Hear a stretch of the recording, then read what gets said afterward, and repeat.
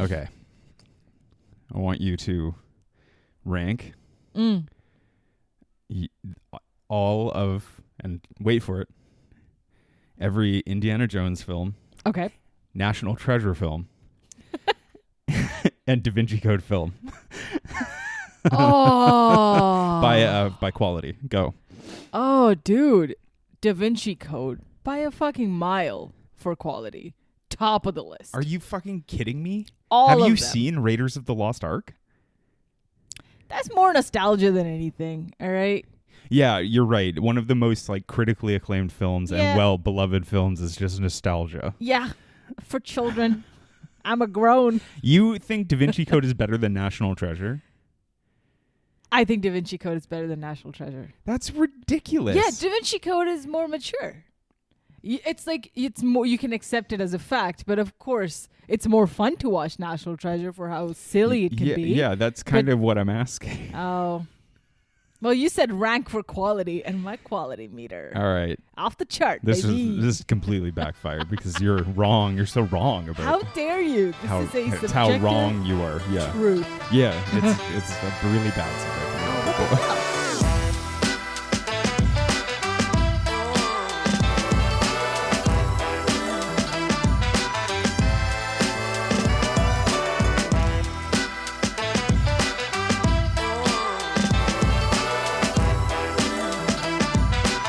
Were you gonna be like, yeah, National Treasure #1? No, clearly not. It was not.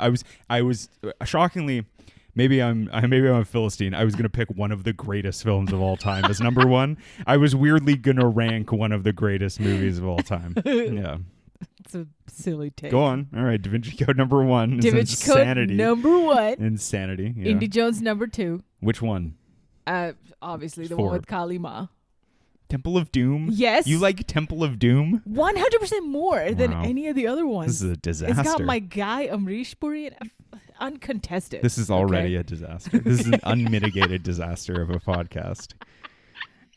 Welcome to the low ceiling. Wait, Welcome to the low ceiling. I want to hear your rankings. I'm Jon. You're Pri. So You're ruining my day. You are so red in the face right now. So despondent. Just livid. Believe What it. the fuck do you mean Da Vinci Code? All right, Da Vinci Code, So- Temple of Doom. Yeah. And Kingdom of the Crystal Skull. the first National Treasure. Wow. Okay. Then the other Hold on. We unanimously agreed that Angels and Demons was better than the Da Vinci Code, and now you're ranking the Da Vinci Code better than an Indiana Jones film and National Treasure. You're right. You're You're a right. mess. You're right. I need a pen and paper. That's like 9 things I gotta write down. But I want to say the first Dan Brown film. Da Vinci Code. Yes. Yeah. Followed by Temple of Doom. Temple of and Doom. then Thank National you. Treasure 1. I want to say Angels and Demons before National Treasure Okay, 1. I just want to point out you haven't actually. Yeah, okay. Go. Yep. Okay.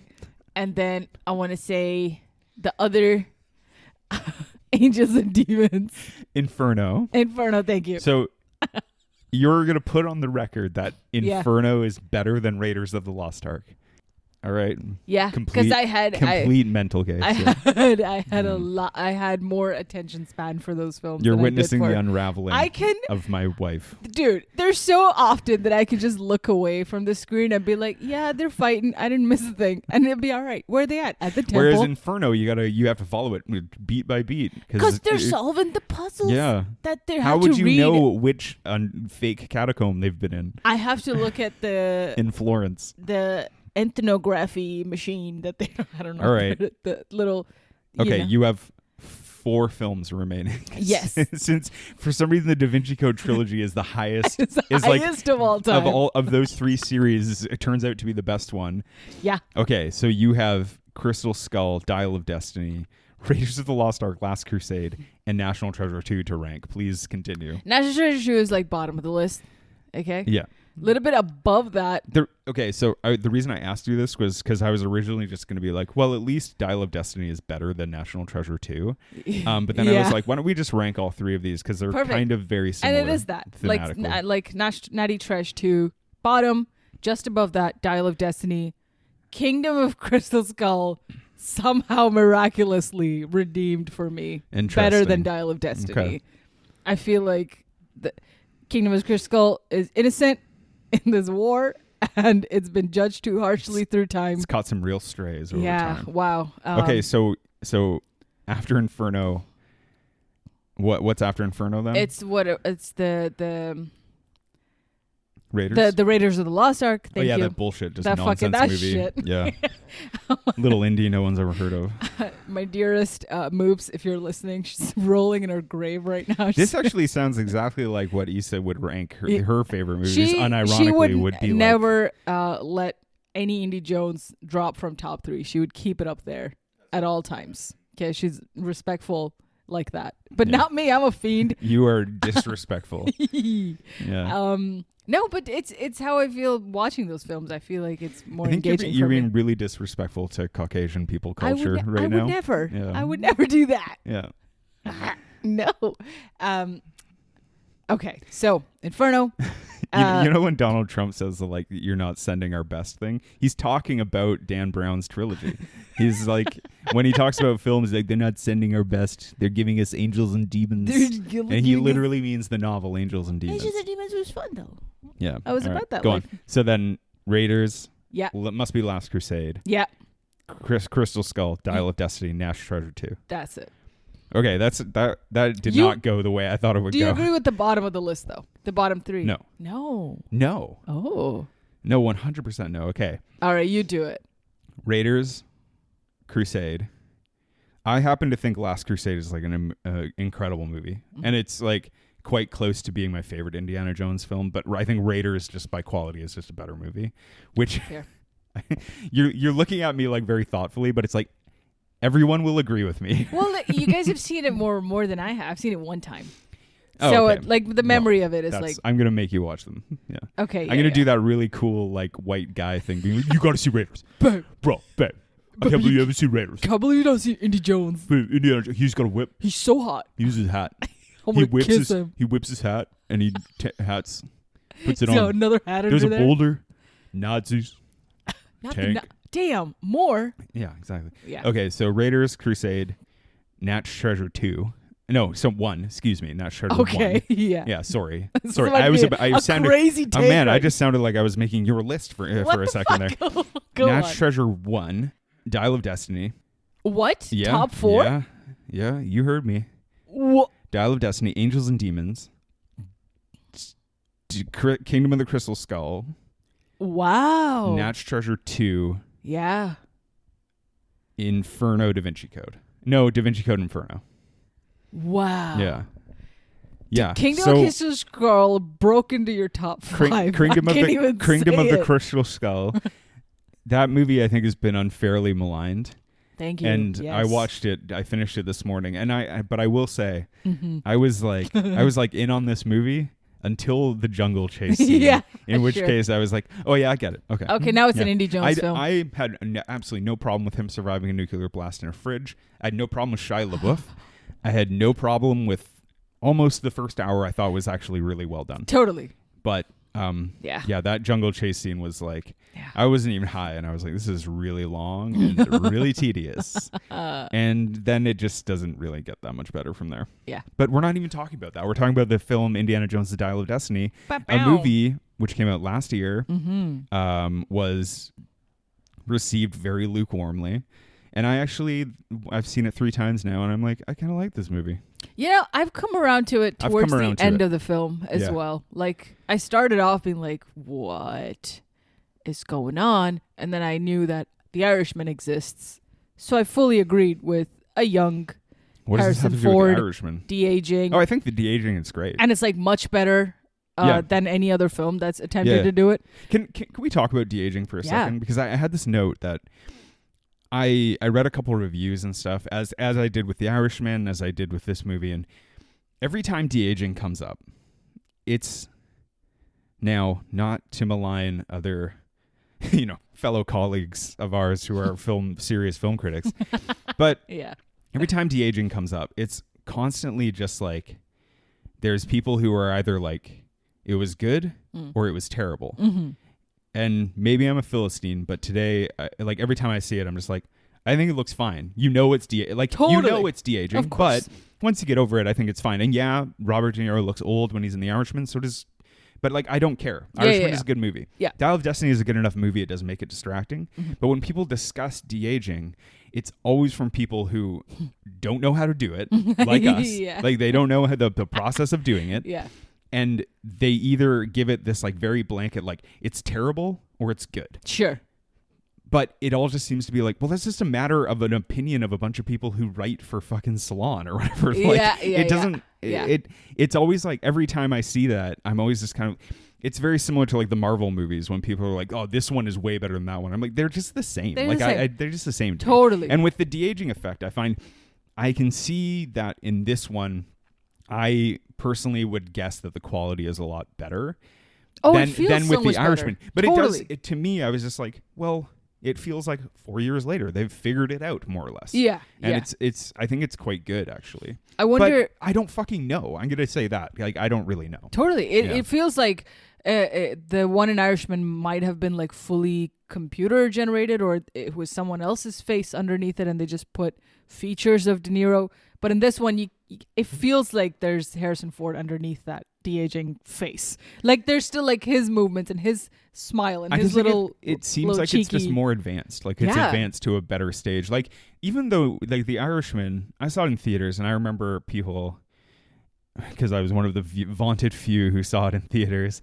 People being like, "Did you notice the de-aging?" And it's like, because in The Irishman, it like cuts to old Robert De Niro, right, sitting in a chair, being an very old man. And then it like cuts back to him being like supposed to be a young 19, man driving, and you're right on his face. And it's like, yeah, you notice it for about a minute.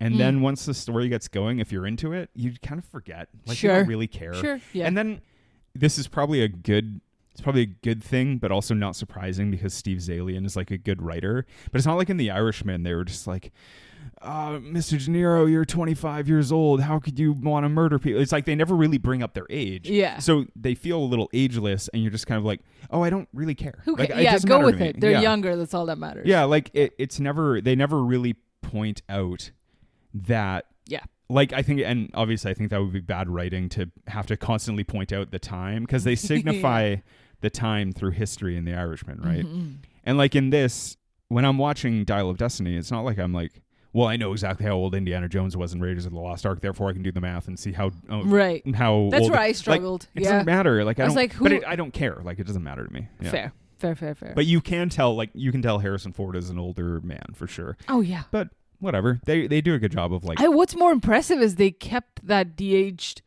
Ford going on for almost 40 minutes. The opening third of the film is way too long. Woo! It is. And there's like all this action, and then his face is still. Voller as well. Mads Mikkelsen. Oh. Have you ever seen the movie Pusher by Nicholas Winding Refn? His first film. No. So it's like it was Mads Mikkelsen's like first film role. With Refn? With Refn. Damn. It's his crime movie, and he plays like a supporting character. But he also he's like bald and has a tattoo on the back of his head that you see all the time. It's very prominent. Nice. And I was like, I wish that they de-aged him, but he just looked like the guy in Pusher.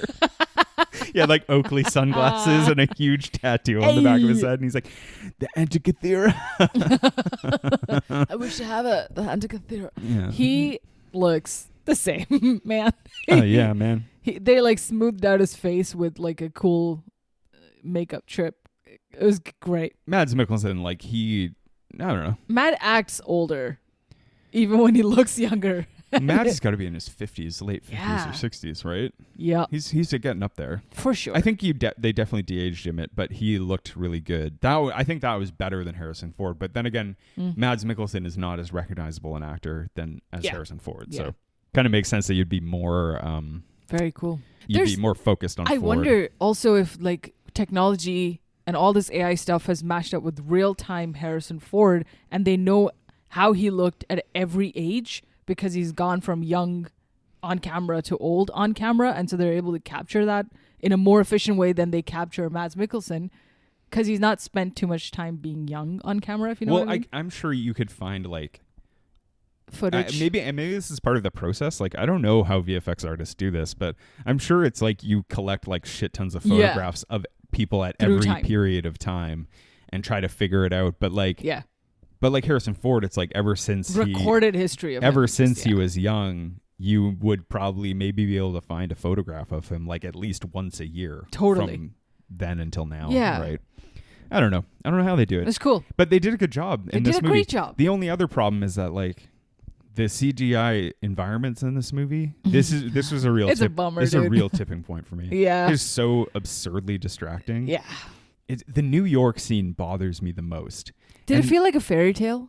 Well, no, the reason it bothers me is because I was like, well, New York does exist still. Like, you could film it there. You could just film it in New York. I know. But instead, it feels like it's filmed on the big, like, Mandalorian bubble stage, like the full green screen. And I was like, am I the only person who feels that? I was kind of looking up, being like, do other people feel this way? And it's not specifically like CGI itself. Like, bad CGI is bad CGI. It's just like making the environment almost fully CGI is just, it's becoming so distracting to me. Yeah. And like, so I looked up and someone wrote an article about it, about this movie specifically. And they took this still from the film, from the parade scene in New York. And it's like when Boyd Holbrook, he like brakes on the bike and he kind of skids into these people and then stops and turns around. And it's like this still where the camera kind of like goes up to him, and all of the like, there's like all this just like fake confetti, and then the buildings all behind him are fake and like overlit and like pristine, and then most of the people are not real, and like there's like a parade float above him it's like it just starts to look so bad, and this movie doesn't even look that bad. Yeah. But you were watching Three Body Problem. That's right. And there is a scene, I have been watching it with you, even though as by all you say it's good, and I believe you. It looks like an interesting show. But there's that scene where she's like riding through the Mongol army, and they're all just fake people. Well, they're meant to be in an AI game, like in a game. I know, but like I didn't know that at the time. Right. And You're that like, was what when the I was hell's like, happening? ugh. But it's an interesting time. I just think we're in this weird era where it's becoming really distracting. That's all. That's kind of all. Especially, sorry, I'm just like ranting on about this. Especially when it's CGI environments for places that are real. I get it in Star Wars or fucking Ant-Man, Quantumania the Fifth. Yeah. That like these places aren't real, so it's okay. It's like makes more sense. But when it's like, this is New York, or this is a beach in Sicily or whatever. Yeah. You know, show us the real thing, because then what is the difference between watching an animated film and this?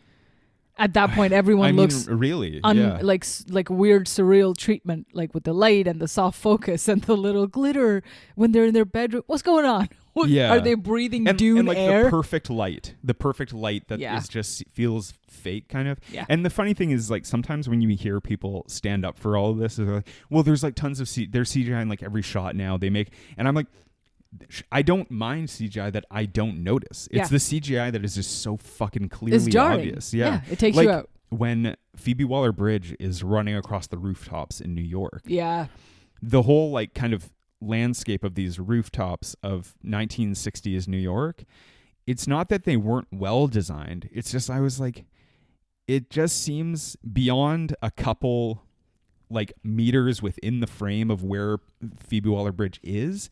It just feels like it's all cut and paste. Yeah, it feels like a Spider-Man movie at that point. It doesn't feel like it's but even like the animated Spider-Man movies, like the whole depth of field feels so much more unique, right? Exactly. Whereas like these ones, it's just kind of like, it's so high definition that you can look outside of the frame, outside of the focal point of the actress, but then you like see these roofs and you're just like, there's no reasoning behind all of this. It feels like it's just to fill the screen, and it just feels so strange. I don't know. And it's the same in New York when there's like these big, long, endless streets but they feel so dead in a way because they feel so fake.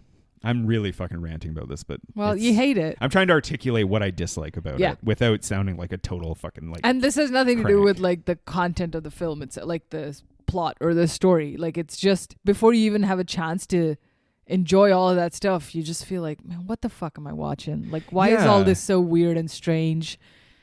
And this is the first hour of the film. the thing that's admirable about Crystal Skull is like Crystal Skull has some really terrible computer generated effects in it, but like it's real a lot forests. of the set pieces on sets using stunt actors and like real things is like that stuff is like fun and impressive. Like that's what Spielberg brought to it. But like I understand that film is like moving in that direction because I'm sure it's probably because it's like cheaper, Budget. But also VFX and CGI artists are like so much more talented and have such a wider array of skills. Oh yeah. But also like there's also like all the talk about them being like completely fucking overworked and they can't actually do things right. I bet it's faster with this way.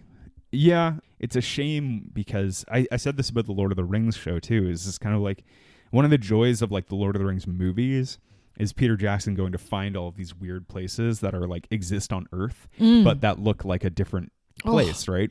And then you have like the Lord of the Rings show where they're just like, oh well, we can just create it, but it's like but then you're drawing attention to the fact that it's so fake. Yeah, and that is why those first few indie movies are so much more powerful. Oh my God, of course. And that's why like maybe the reception of the last two has been like make less of these. Like we appreciate the nostalgia, but my God, it's a cartoon now. According to some, they're not as powerful as the fucking Da Vinci Code, but I don't know. That's really rare to really. At least they go to Paris for real, babe. Okay. Yeah, at least they film in the Louvre. They're doing it in the real locations, Mr. Contrarian. Actually, I think that's what I said. That's like what I like about those movies is that they are constantly like moving through different places. Yeah. One of the problems with Inferno is like they just aren't running around Europe enough.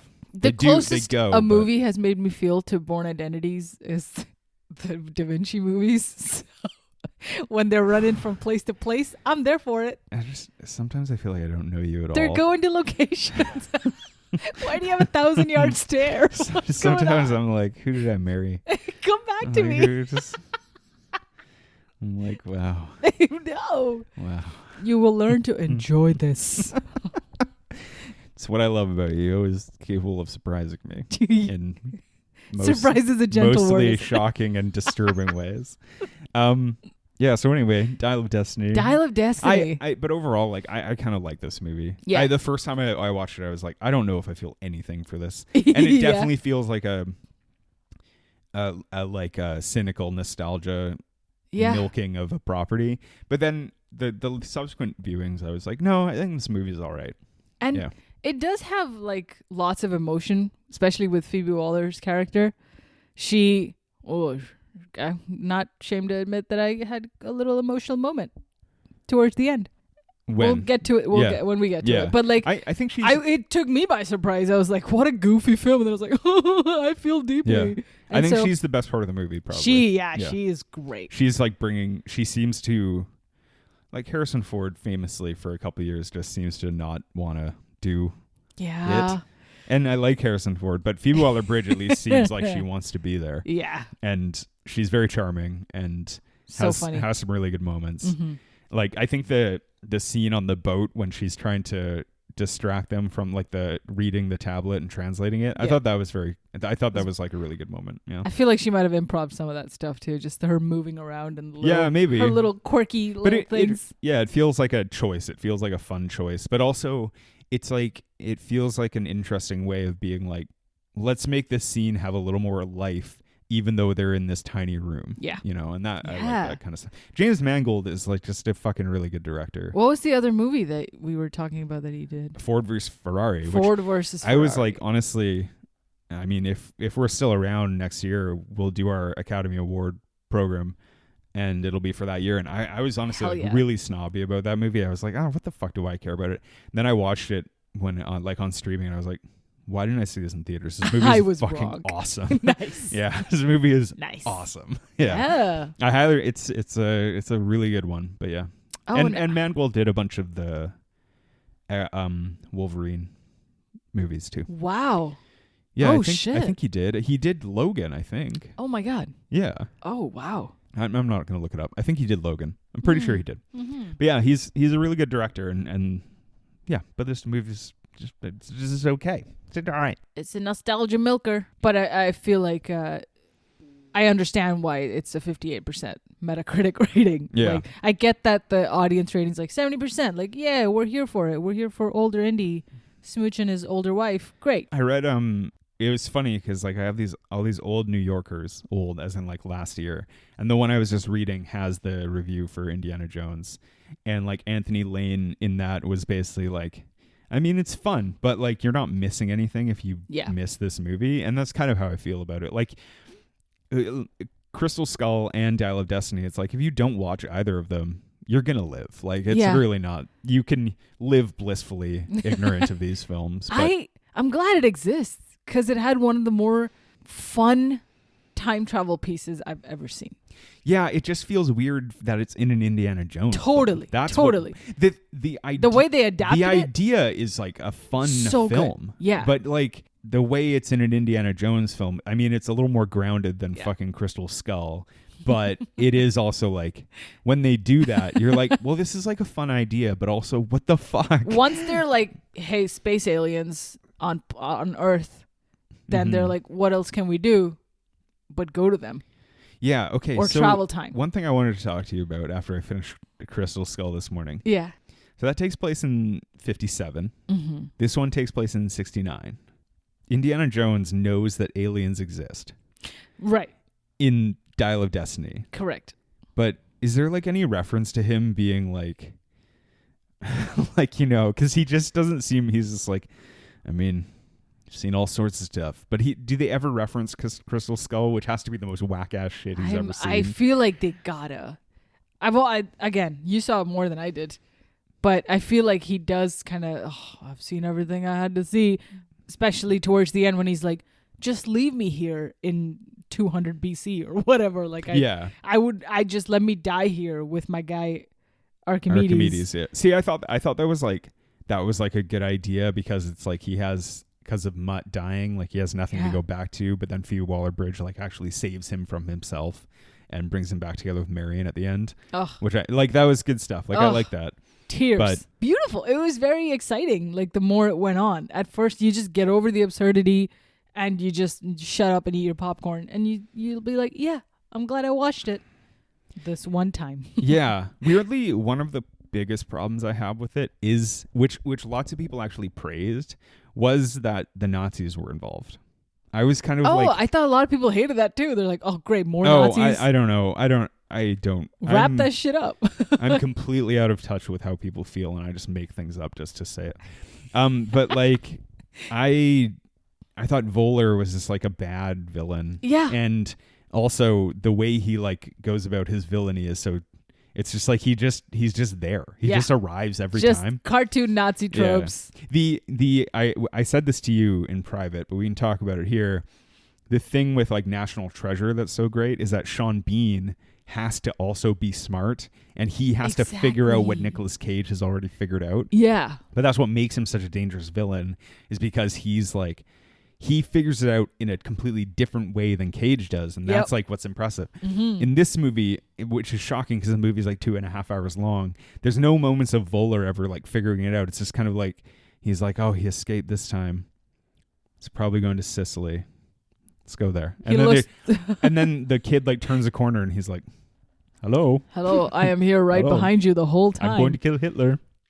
Which even like I pointed out today, the Kingdom of Crystal Skull, even though it doesn't have a very clever villain, it still kind of has like a double agent who's like leaving clues along the way. Yes. So you always know how the fuck did they find Indy Jones? Yeah. You know, and but in this movie you'd never know. And then Mads Mikkelsen just shows up everywhere. Like, my guy, how did you weren't even in the last 30 minutes of this film. Yeah, and like now here you are. Like maybe I'm just not viewing it close enough, but there's just definitely points where you're just kind of like, how did he know they would go there? I think because he's quite literally a rocket scientist, and they imply that, he's put men on Mars and on the moon and la la la. What's next for you, genius man? He is smart. Like, I get that, but it also feels by like the kind of like fourth time he just arrives where they are. Yeah. It feels a little bit like the plot is like on rails, and like with there's two no dumb real henchmen. How is he doing it? Who the kid fucking murders one of them, just straight up murders one by drowning, which is pretty amazing. Go 13-year-old. Also, I have to say, like every time there's like a movie for adults, and they're like, hey, one of the principal characters is going to be a 13-year-old child. I'm just like, why? Why do we need... Short round, baby. Yeah, I think Temple of Doom sucks, though. I don't think that's a fucking good movie. So, yeah. Yeah. Yeah, I find it so, like, I don't know, it's just shitty. You know what would make Da Vinci Code better, though? Is if Tom Hanks was playing like they de-aged him to like 16 and he was like a symbolic genius. And he was like, actually, the Louvre is the... That's actually the plot of Cloud Atlas. The bones of Mary Magdalene are actually the Holy Grail themselves. They're beneath the Louvre. That's literally him and Lady Killers. Yeah. Well, hello there. I'm doing a bad job. That's perfect. I'm Tom in Hanks. your basement, Mrs. Smith. That sounds just like Tom Hanks. I am Thomas Hanks. Thomas Reginald Hanks. Thomas Reginald. I'm a lady killer. It sounds like that bad villain from The Good Wife. Which one? The one who kills his wife. Sweeney. Sweeney, yeah. You've seen The Lady Killers, right? I love Lady Killers. Oh, really? I'm about that life. It's on the list. We're talking about it I sometime. don't know, man. Get ready. You want to talk about the plot of Dial of Destiny? Oh my God. The movie we're actually here to talk about. I feel like this is the least we've talked about a film. All right. World War II. Nazis are like, oh no, we're getting bombed because it's got some magical stuff. They think they have the Spear of Destiny. Joke's on them. It's buried in Mexico. That's a Constantine reference. Go back and listen. Holy shit, that's right. Yeah. And then Voller, Mads Mikkelsen, is like, spear is fake, but there's this other thing, the Antikythera, right? Mm-hmm. Yeah, is like the valuable thing. That's right. Okay, I'm gonna fuck this up because I could not figure out. I couldn't figure out something, and I didn't bother to look up the answer. That's fine. There's a point where I get very confused with this plot, but we'll talk about it. And then, of course, Indiana Jones is being like, it belongs in a museum. And then it's like the fourth time he says that thing, but yeah. He like chases the train with his buddy Baz. They kind of get stuck on the train. That's like a fun action set piece. All of the stuff leading up to the train I don't like. And then when they're on the train, I thought that was where it really picks up. Even for them to get on the train, it took like 30 minutes, I think. It takes so long. So long. Yeah, and then so Mads is like, the Antikythera is the valuable thing. Jones and Baz get it, right? That's right. You have to keep my sanity here. Now, but I want to bring something up. Yeah. Voller, Mads Mikkelsen, is like climbing up the train and being like, give me back the Antikythera. Mm-hmm. And he gets absolutely trucked by a piece of metal. And there's not a scar on his face. He is totally fine. He's just okay. I think the only brain damage he gets is he hates Hitler more. Dude. But like I was like expecting him to be like fucking Javier Bardem in Skyfall. Yeah. Just like I was like, is he gonna now be like the villain in a James Bond film? Dude, there's no physics in this film. It doesn't matter. Because anything that happens to Harrison Ford is of no consequence. He rams into a tree, his bike's totally fine. Yeah. He somehow catapults off the ground onto a moving train to the top of my guy from a bike. What's going on? I gotta say, Crystal Skull is like guilty of a lot of those where like but things this happen one is where you're just like criminal. You're dead. You're so dead. There's like a part, and it's kind of the fault of the editing, but in Crystal Skull where Kate Blanchett, Lydia Tarr herself, she spins this gun around and fires into the window right at Marion's head. Yeah. But it doesn't show you a cut of Marion ducking. And so I was like, did she just get her head just Saving Private Ryan style just fucking destroyed? And Kingdom of Crystal Head. That's what I thought about Mads Mikkelsen too. But no, he shows up later in America and he's like, yes, that hurt a little bit, but also Hitler's bad. You had to fully forgo all of that to even stay on track with this film. Which is the weird thing is that like because that keeps happening. Some of the like greatest humorous moments of like Raiders are when he's like really hurt.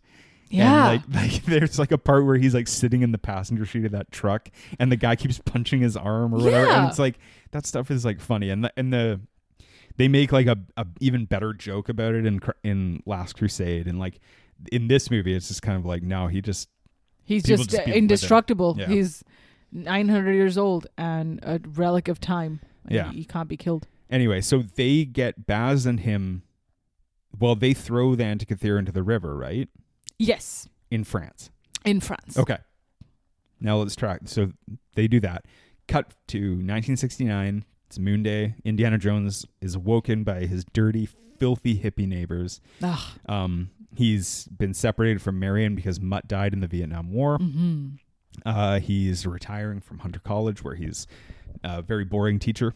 And he goes to a lecture, and he meets up with Phoebe Waller-Bridge, who is Baz's daughter and Indy's goddaughter, excuse me. Dun, dun, dun. And she is a kind of a amateur archaeologist, but she's in it for the money and the fame. Yeah, that's what she's all about. Well, she keeps saying, "My dad, he's so crazy about this stuff, and I got to carry on some of that stuff for my own interest with money." Yeah, and then we find out that Voller is there with I said his name earlier. Who's this henchman from Narcos? With H. Howard.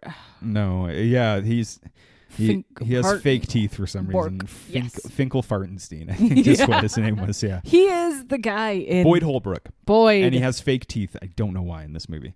Because he's trying to be a mean guy. I guess they were like, sorry, Boyd, you're too hot, and you just have to look a little goofy because he's a very good-looking man. Get a little. Is he like a Texan or something, who's trying to learn German? I don't know. He has like a. Schmidt was a rocket scientist, comes over Operation Paperclip. Right. He's agenting for the CIA for some reason, but then he betrays the CIA because the African American woman whose name I completely forget in the movie and who gets shot eventually anyway. But like she's a CIA agent, but then Voller betrays them because he needs the dial. So that stuff is like, even in history, it's pretty cool that they included some of that. I wanted that to be longer. The Operation Paperclip you know that stuff, there's Nazis who are very good at the moon mission. In real life, like they went really far in helping America get to the moon, and like all this stuff. Yeah. I thought it'd be nice to like if they touch on that a little bit. It's good more. that Nazis are gone now, so we don't have to worry about it. Thank God. Especially from America.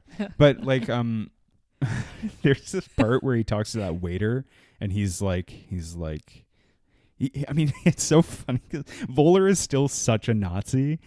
But he's such a dick. I just feel like when he like goes to work at his rocket science facility, he gets like lots of HR calls being like, "Look, we know that you worked for Hitler and stuff, but you got to stop. Don't bring it up, bro. It's a little sensitive to like. I know it's the '60s, but like maybe tone down the being still a Nazi thing and just do your equations for the rockets, okay?" And he's like, "Yes, but Hitler was wrong." It's like, no, we can't talk about it anymore. Stop it, Mads. Damn.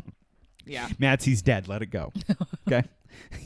You've been brain damaged. He's still furious about it. Whoa.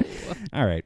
So all of that stuff is confusing. But the thing that confuses me the most is the dial is in New York, or half of the dial, right? Yes. They had to split the dial in two, or Archimedes back in the day split it in two so that people wouldn't find it and travel through time easily. So how did that one dial get to the college where Indy is? Did Indy bring it? Or Baz? Baz had it in his home. They show us in a little flashback that a 12-year-old Phoebe Waller-Bridge is like witnessing this discussion. Right.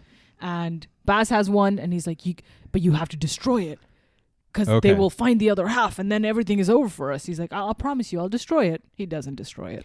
Okay, I see. So the problem I have with that is that I just didn't pay attention to that one because it's 3 hours times in a row. Yeah. All right, that's long a movie. That's very, very predictable of why I missed that part. So anyway, they go through a big chase in New York with the dial piece because Voller wants to get it with Boyd Holbrook and the huge guy who doesn't speak, and Phoebe Waller-Bridge also wants it, and she ends up lifting it from Indy and taking off with it. Yeah. Indy is framed for the murder of all of his colleagues. Oh, absolutely. Who are all killed to death. And then bad professor. He is eventually saved by Sala, who is a cab driver in New York. And he's like, "Oh, you should probably go to Tangier. That's where she's going to auction off the dial piece, right?" Mm-hmm. And then the most disappointing thing on earth happens in the film when Sala is like, "I can join you." And the film is like, "Why? That would be too much fun." Come on. Like, it's one thing. I just like, he's like, "I want to come with you and I want to go on this adventure." Yeah. And then the film's like, "No, not you." And it's like, dude, but he's like one of the best parts of the films. Why wouldn't you bring him? I know. He's your buddy. It was just a little like fan service for like 2 seconds and then they kicked him off. But instead they're like, "What about this 13-year-old fucking kid? Let's get a baby in there." like I was so annoyed about that part. Yeah. So anyway, he goes to Tangier. He finds her trying to auction off the thing. There's a big chase through Tangier, and eventually they figure out that the other pieces, the Graphicos, which is this whole other MacGuffin that we care about, is at the bottom of the Aegean Sea. Yep. The Graphicos will give the location of the other half of the dial. That's right. Which is shockingly buried with the person who fucking made it, which they could have probably deduced. Now, then, if they just thought about it for a second. Guys. So they do a little diving sequence. The other gravest disappointment is that Antonio Banderas is there, and then he's like, "Oh, hello." Boom, I'm dead. I'm killed off in like 5 seconds. He's like, "I'm Antonio Banderas, one of the great actors of our time." Boom, I'm dead. I'm not going to be in a filthy boat for any more than 10 minutes. Yeah. Bye. Yeah. That part with the ocean diving, really fun. I thought it was cool. Like again with the overwhelming CGI. Again, though. yeah. Like it was cool that they were learning to practice, go and do a little walk, and then trying to navigate the thing, and then it's like, oh, we're gonna have a 40-minute fight sequence with stupid fish snakes or whatever. I have to say, I actually read this. I read one other review of this movie, and I think it was I think it's Alyssa Wilkinson, who I've read a lot. I think she writes for Vox. Oh, okay. And I brought her up before in a different thing, but she's a good film reviewer. She has interesting things. Mm-hmm. She said something incredibly poignant about this movie that I was like, wow, that's a really, really good point. I thought it was interesting. I don't know if I buy it completely, but she was like talking about the way that in the streaming era and in this like weird nostalgia era, it feels like we get so much content, but all of it is like, so much of it is like remixed or rehashed content from before that you, by volume, you are like, oh, I get so much, but really you're getting like the same movie over and over again, which is a very curmudgeonly thing to say. And I kind of get it. But she was like, the weird point in this movie is like when Phoebe Waller-Bridge does the card trick and she's like, I make you choose the card that I want you to choose. Yeah. And she was saying that that's like Netflix. That's like a perfect metaphor for what Disney does with everything. And I was like, man, that's actually really sharp. Yeah. And I agree. Yeah. Like we're getting marked by, whatever. But like that's a fairly cynical thing about something fairly low stakes, but I'm like, it's smart. I thought it was a smart idea. It's how the algorithm is, right? You were telling me like if you don't want to be fed the same kind of stuff, stop watching the same kind of stuff, and then they won't stop making it. Like they will stop making it. Yeah, like well, that's the idea, right? Yeah. Is that like you get out what you put in a lot of ways. I was thinking about that with like Netflix, about how I haven't watched Netflix in a long time because I don't use it. I don't have the app because they did the password thing, and I was like, I'm not going to bother. I'm not going to pay for this. Yeah. And like I generally think most of Netflix stuff is like pretty bad, and then they have a couple like good things that kind of rise to the top a little. But like the weird Netflix starts to feel to me like it's like responding to the incentives of just people clicking on stuff. Like they don't. It's a numbers game. They don't seem incentivized by being like, oh, we're in this to like make art, which is like, I understand that it's like it's the marriage of art and commerce. Yeah. But it is starting to feel a little bit like it's like all we're in it for is to have eyeballs looking at the screen as much as possible. Oh, absolutely. And that's a bummer. And it's why like a lot of international content also surfaces in American Netflix or Canadian Netflix is because, a billion people saw this in India and now you must try to watch it. Yeah. Even whether or not you're interested in it. Like their whole thing about the international like head who like develops like most of this stuff in like a Netflix, she said the thing about like they want to make like a gourmet cheeseburger kind of thing. Yeah. And I'm like, I think about that a lot because I'm just like, I don't even think they're doing that. No. Like, most of the time, I just don't think they're doing that at all. We were talking last night about Mindhunter and about how they were like, it's like probably the best thing they ever made. And just didn't put money in it because people didn't watch it enough? Well, one of the problems was that it was like so expensive, but it was like, well, that's what you get for it being so expensive is how good it is, Yeah. Even like the 3-body problem with like D&D from what's it Game called? of Thrones. Even that like looks like a Netflix thing, you know? It doesn't look as special. But then I haven't been watching it closely, so like... But at least it's like based off of something else, right? It's not a Netflix original. It's based on a book. As truthful as they are to it, they did the best job they could by getting some big names on board. Yeah. Like Brad Pitt's production company or whatever. Yeah, Plan B. Yeah. Plan B doing it, and Rosamund Pike jumping in. And it's nice to see that there's like interest in art that it is... Yeah. In like new, like it merges Chinese history with like sci-fi in a way that's not been done before, and it's refreshing to see that. Yeah, yeah. Speaking of Chinese history, Dial of Destiny. Yeah. So they head to Morocco, big chase. They figure out it's got the Aegean Sea. Yeah, we're past that. And then the boat, and then Voller is like just kind of pops his head out of the ocean. He's like, I'm here. Somehow I have appeared. I found you. I am at your boat now. And then they find the Graphicos, which they figure out is a big piece of wax, and they escape. Jones, Waller-Bridge, the kid, they escape. They melt the wax. They find the Graphicos. Will lead them to where they're supposed to go, and where they're supposed to go is Sicily, the ear of Dionysus, which entombed Archimedes. I don't think that's real. The place is real, but I think the fact that Archimedes is buried there is not real. I don't know. Such a cool location. However, they that's a real place. The ear of Dionysus is a real place. That is Dionysus, or I can't talk. So dope. Yeah, it's cool. And then they finally do a little tomb robbing, which is cool. Voller, of course, is like right behind them, being like, "I'm just following you." I was here the whole time, guys. Yeah, actually, he gets there first. Oh God, what the hell? Or something like that. I don't remember. Anyway, they get in there. They get the other part of the dial, and then Voller shows up, and he's like, "Yoink!" He takes the dial. Ugh. Annoying. And they go on a little chase to a plane, and Voller is like, I'm going to go back in time and kill Hitler, everyone's greatest fantasy, and then be a better Nazi. I'm going to be a better Hitler than Hitler was so fucking lame. He's such a pick-me-Nazi. And that's my Mads Mikkelsen impression. A real pick-me. He's a real pick-me-Nazi. And then they set the dial to get this time rift to open to go back in time. Yeah, that was... excellent. Oh, it's cool. I thought it was so good because it didn't have to just be like, go through anywhere to get to the past. It was a very specific point in the sky, which is determined by the latitude and longitude of the dial they find. And then Indy, of course, is like, you're going to go to the wrong place. Yeah. I thought that scene was legit cool when it's like... very cool. When he's like, you're definitely going to go to the wrong place, and they go through anyway, and they think it's something, and it's not. They're hoping to go back like 30 years. To 1939. 1939. And they end up going to... silly. They should go back to when he was like a baby, because he's way less... easy to kill. Way less people around to kill him. Gosh. And silly. And then when Voller murders a child in his crib, people will be like, how could you? He's like... What? I'm a Nazi. I've always maintained that they should instead kill the art teacher who was like, no, Hitler, your art is bad. Kill that teacher, bro. Fuck. Voller should have gotten the job as a teacher. And like, Adolf, your painting of the Alps is so good. Beautiful. So little beautiful boy. All right. Yeah. Oh God. But instead he's like, no, I wanna go through World War II again. What a guy. Yeah. Mad. He's not the greatest villain, but he's really good at following Indiana Jones around. But you know what I do like, though, is like, so they end up at the Siege of Syracuse. Convenient.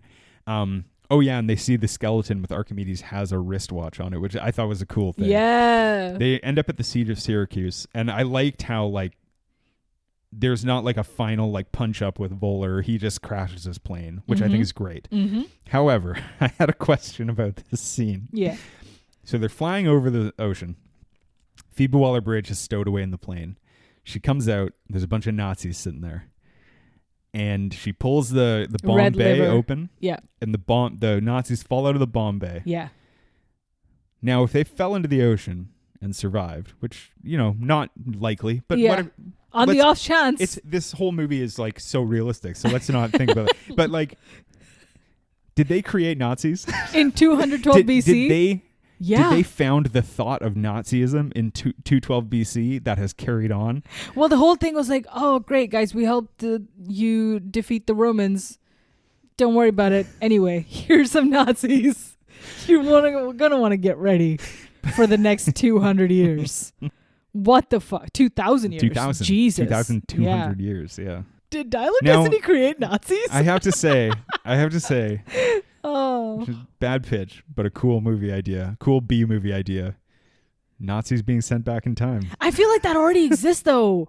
That's got to be a thing.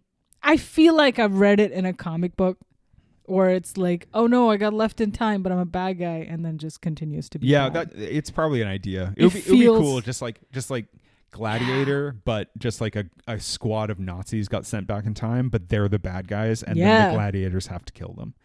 Pretty sick. Anyway, anyone Ron Howard, free to take that movie idea. I'm a regular Ron Howard over here with my ideas. Yeah. Call his daughter. She got plans. Yeah. Bryce, I know you're directing. Bryce? Yeah. And so they're back there. Voeller's dead. Phoebe Waller-Bridge and the kid followed an airplane, and they're there, and then Archimedes meets with Indiana Jones. That was so sweet. Yeah, I like that. So the whole time they're like, Archimedes is like off in a corner working on the dial, just starting to work on it. The titular dial. Dial, and then in walks Indy from 2,000 years in the future, like holding the thing. So he has the dial because of that. Then. Yeah. It has been built, and like he is successful, but this event, it's the time paradox, right? Yeah, I think a physicist would have a problem with this. Yeah. He's like, oh, it already happened. That's why I know I will build it. Is it really possible to make a time travel movie that like can't have problems? Like I really don't know if it exists. I don't know about problems, but I think the closest, best adaptation of time travel is in that show Dark. Which is a German show, which is fucking phenomenal. And they do such a good job with it. Yeah. To the point that it's like fairly convincing. Yeah. Even though, it has its little paradoxes. It's still great. So this is why I thought this movie was so clever about how they approached this time travel thing. But is it as good as The Prisoner of Azkaban, babe? The jewelry is better. I do like a handy little necklace where I'm like, wee! Yeah. Travel. Yeah, I don't know. I don't think we can even perceive. Well, okay. My thing about time travel movies is like I'm kind of okay with it being impossible to make one that makes full sense. Yeah.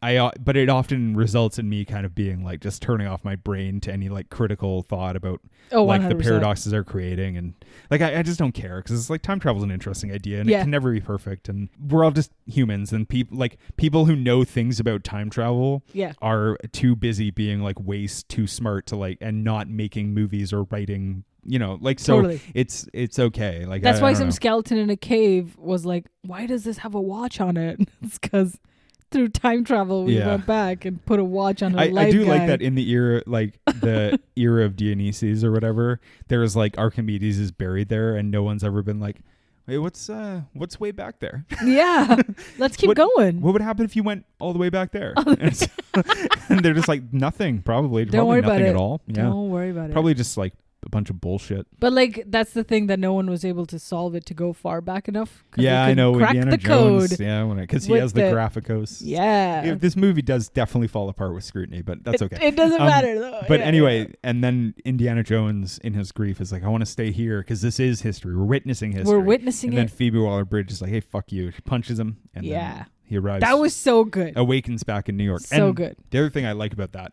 the movie ends very shortly after all of that. Yeah. It's good. Doesn't have big, long, drawn-out bullshit. It's because it's been 2 hours and 45 minutes. Yeah. And they're like, I think we are at the max limit of the audience's patience. Hell yeah. And then he gets back together with Marion. Yeah, and it's a very sweet reunion thanks to Phoebe Waller-Bridge's punch to the face. Yeah. Where she's like, don't be trying to off yourself in 212 BC. Yeah. So we're going back home. Because he'll create like a time paradox or whatever. I thought at one point they were going to be like, oh man, does he meet a young Indy? Old Indy? Like, I'm glad they didn't, but like a little, oh, what are you doing? And then they just walk past each other or something.